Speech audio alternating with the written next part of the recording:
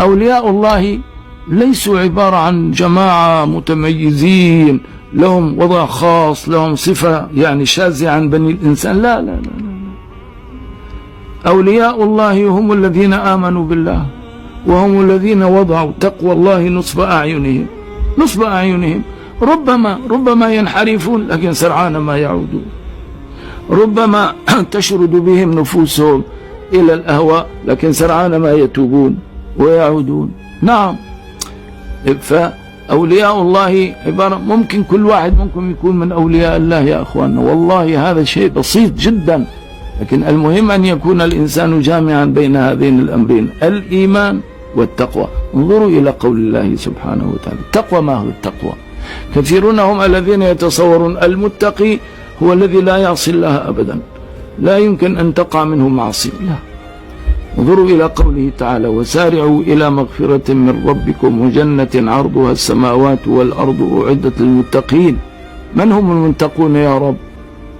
عرفهم: الذين ينفقون في السراء والضراء، عند الغنى وعند الفقر، ينفقون في السراء والضراء، والكاظمين الغيظ والعافين عن الناس والله يحب المحسنين، والذين إذا فعلوا فاحشة أو ظلموا أنفسهم ذكروا الله فاستغفروا لذنوبهم ومن يغفر الذنوب إلا الله ولم يصروا على ما فعلوا وهم يعلمون.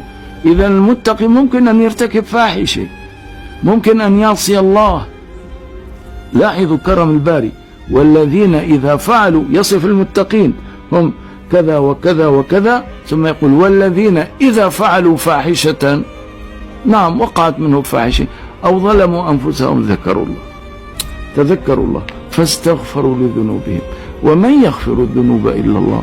أقول أن لا يغفر الله الذنوب، وهل بعد الله كائن يغفر الذنوب؟ ومن يغفر الذنوب إلا الله ولم يصروا على ما فعلوا وهم يعلمون. إذن الإنسان إذا رحل إلى الله بخاتم حسنه يجد بين يديه البشرى التي تنسيه لذائذ الدنيا وتنسيه متاعها وتجعله نعم ينتظر مصيره الذي رآه بعينه لحظة فلحظة. نعم. وانظروا في هذا أيضا إلى قول الله وهو يصف لنا هذه الصورة: إن الذين قالوا ربنا الله ثم استقاموا، أي هؤلاء الأولياء قالوا ربنا الله ثم استقاموا تتنزل عليهم الملائكة أين متى؟ قبيل الموت في دار الدنيا، ألا تخافوا ولا تحزنوا وأبشروا بالجنة التي كنتم توعدون، نحن أولياؤكم في الحياة الدنيا وفي الآخرة، ولكم فيها ما تشتهي أنفسكم ولكم فيها ما تدعون نزلا من غفور رحيم. هل بعد هذا الكلام هنالك حاجة إلى مزيد؟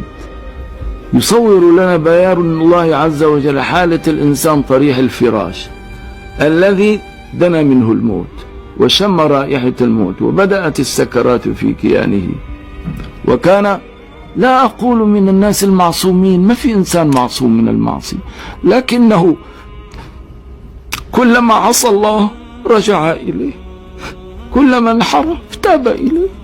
نعم، هذا يكفي. نعم، هذا ماذا يقول الله عنه؟